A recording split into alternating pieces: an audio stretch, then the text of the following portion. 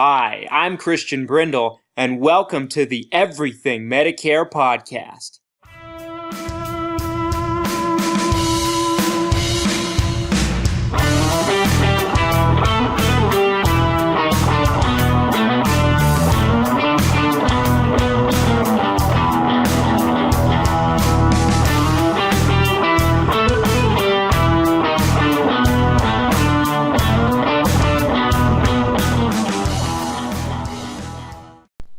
What's up, Everything Medicare Podcast Nation? This is Christian Brindle.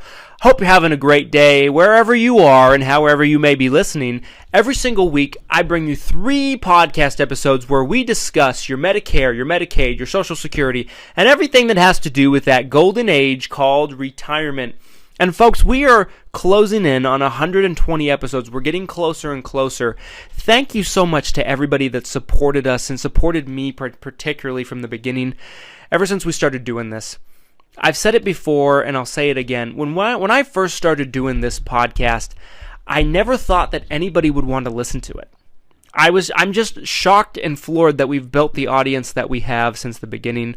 Thank you everybody for your support from the very beginning up until now. And I'm just flattered and I'm just very, very humbled that you come and listen every single week to me talking about probably the most boring topic I could possibly talk to you about on earth. And that is Medicare. Let's get into this week's topic. So that is, how much does your doctor's office truly know about Medicare? Okay, so the reason why I bring up this topic is because every single week, and I'm probably not exaggerating by that much. There might be more like every other week, but it wouldn't surprise me if we go week in and week out in most months, where we get at least one phone call from a client of ours, from someone who has their policy through us, where they were told something from their doctor, and it wasn't true. Now, do you think this is going to be an episode about me saying that your doctor's office doesn't know anything about anything? No, that's not where I'm going with this. Doctors' offices are incredibly knowledgeable about, of course, your health. Of course, obviously. I'm not a doctor. I don't pretend to be one. But when it comes to the insurance, far too often do I see doctor's office telling people the wrong information.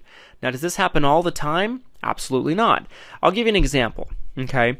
This is probably the most common situation that I run into, and it's a matter of if a doctor's office takes a certain insurance or not, which ones they accept.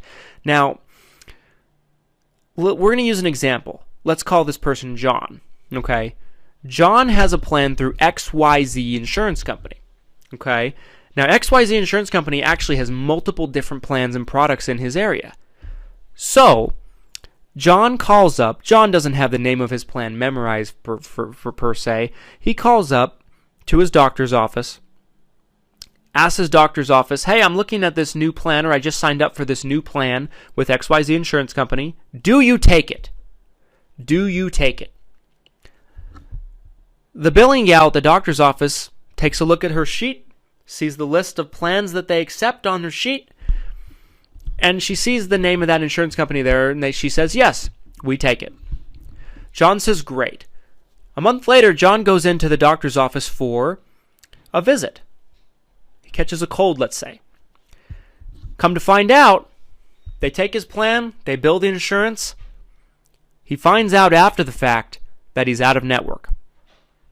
How could that happen? How could that possibly happen?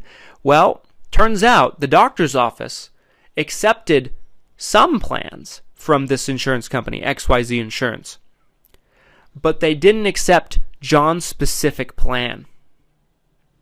Now, is that completely on the fault of the doctor's office? You could argue, I suppose, no, because technically they didn't lie. They do take the plan, but they did not specify in which plan it was. They didn't press John to make sure that that he had the plan that they accepted. They didn't stop to think that, hey, maybe he could be on one of a variety of different plans that this insurance company offers. This is something that I see far too often, and that's why anytime I'm working with anybody that's a client of ours, we're always making sure that we're checking their doctors ahead of time if they have a plan that demands that we do so, to make sure that they're not going to run into these issues, because the insurance company directories, the doctor directories, the hospital directories, the provider directories are going to be more accurate on these things than the providers will. Okay? Than the doctor's offices themselves. Now, why is this? Do I necessarily blame the doctor's offices? Not really. No. Because if you think about it, folks, the doctor's offices are in charge of billing so many different types of insurance. Different Medicare plans, group plans.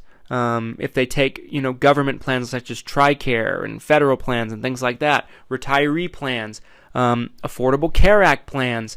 Now, some of them nowadays are starting to accept more and more cost-sharing plans. There's so many different types of programs for them to keep straight. I necessarily don't blame them for sometimes getting a little mixed up.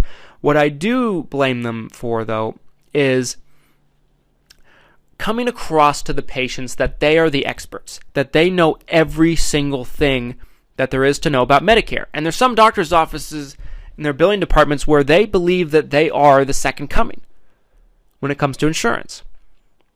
There's certain doctor's offices here locally, let's say, in my state of Utah that I deal with on a regular basis. It seems like we always have billing issues coming from the same place. Where there's smoke, there's fire, okay? Whereas other places, we never have any billing issue, and it doesn't really matter what insurance somebody has. They could have Medicare Advantage, Medicare Supplements. If certain areas we just see billing issues come, and it makes me think that it might have something to do with the billing department, okay? But I don't necessarily 100% blame them, but it's important that you understand that the doctor's offices and the billing department in these doctor's offices have their limitations. That's how you can better spot these things and you know what to watch for. That way you can never be in a situation where you're ever going out of network by mistake. Let's take a break. We'll be back in segment 2, where I'll tell you what you need to look for in order to avoid these mistakes. Don't go anywhere after this message from Randy W. Hall, the Mr. Nice Guy Medicare Advisor. I'll be right back. Stay with me. What's up, everybody? This is actually Randy W. Hall, Mr. Nice Guy Medicare Advisor, not Christian Brindle, your esteemed host. I'm here to tell you about my Medicare agency, Mr. Nice Guy Medicare Advisor, based here in Tennessee. For the past 10 years, I've been helping Medicare beneficiaries just like you in Tennessee and Kentucky maximize their Medicare. If you're a regular listener of this podcast, you know Christian always encourages you to deal with a broker in your state who sells all the different plans and will give you not just a quote, but also advise you and educate you in a way that is simple to understand. We know how confusing and overwhelming the whole process can be. We do it all for folks on Medicare, from supplements to Advantage plans, Part D, cancer products, hospital indemnities, and more.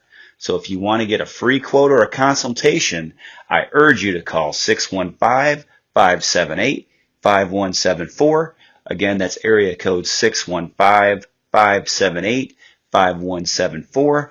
Or for more information, you can visit my website and read all about me at MrNiceGuyMedicareAdvisor.com. That's all one word, MrNiceGuyMedicareAdvisor.com. And again, why deal with a jerk when you can deal with a nice guy? Ha! Welcome back, everybody. Thank you for sticking with me to segment 2 of 3 of this episode of the Everything Medicare Podcast. Let's get down into this, into the nitty-gritty here about what you need to look for and how you can trust your particular doctor's office. Well, if you have billing issues continuously, no matter what your insurance is, that might be a good indication that your billing office might not necessarily be trustworthy. I mean, in my opinion, folks, now I'll give you an example, okay? I have a dentist office that I like to work with. Now, the billing person a couple of years ago, I would continuously get into fits about. Now, obviously, me being an insurance broker myself, I put dental insurance on myself as well as my wife's policies, okay? I wrote the policies. I knew everything about the policies. And the billing person would always bill us wrong, and she would tell us we had waiting periods in certain areas when we didn't, and so on and so forth. I always had to get on the phone with the insurance company and have them reach out to her and straighten it out. And she's very confrontational, and that's another story for another day. Well, anyway, she left. She went and got another job. The billing person that came and replaced her, she had 25 plus years of experience in billing. She worked in various different offices, doctor's offices, other dental offices, and things of that nature. She's fantastic. Okay, I've never had a problem with her. I've never had a mistake with her. I'm just using this as an example in my personal life. She's someone that I know that I can trust. I know she's not going to make a mistake. And I can just tell that by working with her, being someone that's knowledgeable about the insurance. But if you're not so fortunate, the best way to always make sure that you are not in a situation where you're being given wrong information and then you pay for it, because a lot of times, folks, the doctor's office, if they give you the wrong information about if they're in network or a quote or anything like that, sometimes they'll make it right for you, but sometimes they won't. And they don't have any obligation to do so. Typically, when you go into a doctor's office or hospital or anything like that, you typically have to sign a waiver. That states if the insurance doesn't pay, then you will be held liable. You're kind of at their mercy at that point. So, how can you better prepare ahead of time?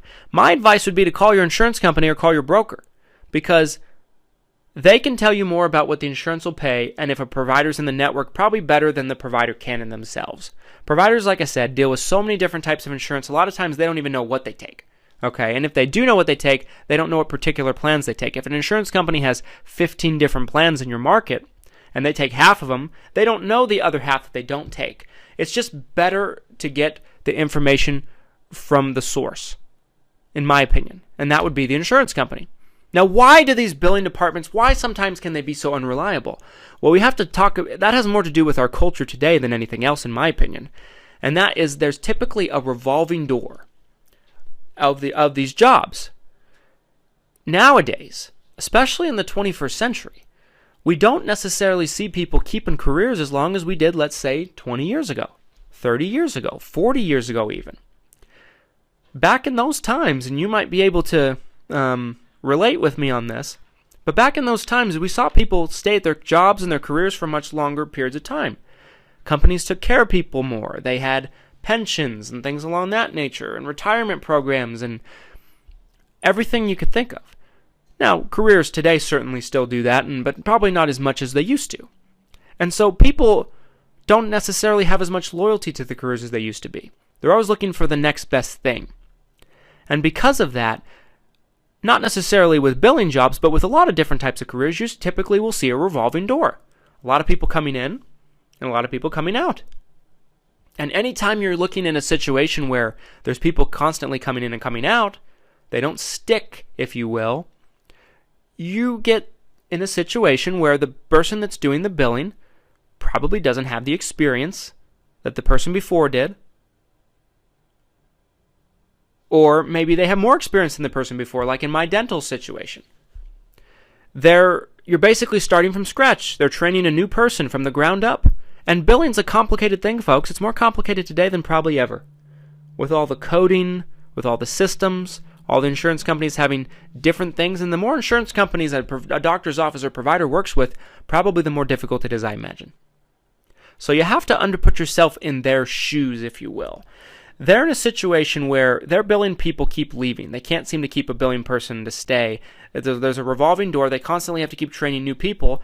And in order to learn something, in order to master it, you have to get it wrong a couple times first. With billing, it's no different.